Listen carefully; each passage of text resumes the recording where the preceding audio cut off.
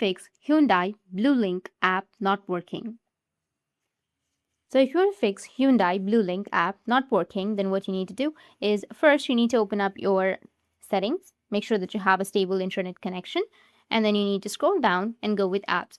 From apps, you need to go with manage apps, and from manage apps, you need to go with search, and here you need to search for Hyundai. After that, tap on the application, scroll down, and go with clear all data, which will be in the bottom right, and tap on OK and clear all of your data. After clearing your data, your problem might be fixed. If that doesn't fix your problem, then you can go with uninstall the application, and again reinstall it from your Play Store.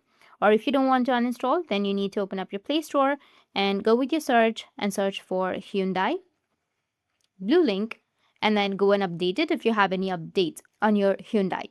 But if you still don't have any updates and if your problem is not fixed, then you can go and restart your device, and after restarting, it will fix your problem. That's it. And if you have any questions, feel free to comment below. Thanks for watching.